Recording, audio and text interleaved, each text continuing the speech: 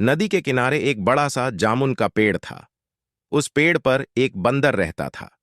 नीचे नदी में एक मगरमच्छ अपनी बीवी के साथ रहता था। धीरे धीरे मगरमच्छ और बंदर में दोस्ती हो गई। बंदर मगरमच्छ को पेड़ से तोड़कर जामुन खिलाता था। एक बार मगरमच्छ अपनी बीवी के लिए जामुन ले गया। जामुन खाने के बाद मगरमच्छ की बीवी ने सोचा कि जब जामुन इतने मीठे हैं तो इन जामुनों को रोज खाने वाले बंदर का कलेजा कितना मीठा होगा। उसने मगरमच्छ से कहा कि मैं बंदर का कलेजा खाना चाहती हूं।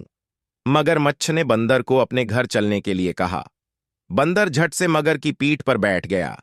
बातों बातों में मगर ने बंदर को बताया कि उसकी पत्नी ने बंदर का कलेजा खाने के लिए उसे बुलाया है।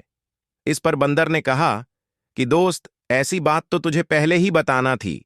हम बंदर अपना कलेजा पेड़ पर ही रखते हैं। अगर तुम्हें मेरा कलेजा खाना है तो मुझे वापस ले जाना होगा। मैं पेड़ से अपना कलेजा लेकर फिर तुम्हारी पीठ पर सवार हो जाऊंगा। हम वापस तुम्हारे घर चलेंगे। मगर ने बंदर की बात मान ली और वह पलटकर वापस नदी के किनारे पहुंचे। बंदर ने मगर से कहा कि वो अपना कलेजा लेकर वापस आ रहा है। बंदर पेड़ पर चढ़ गया।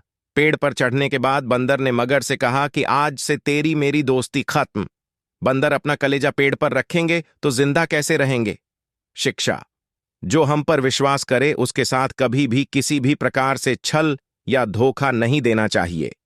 और जो लोग अपने से विचार न करके दूसरों के कहने पर चलते हैं उनकी बुद्धि अक्सर भ्रष्ट हो जाती है।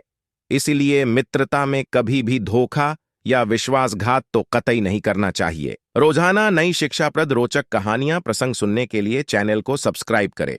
धन्यवाद।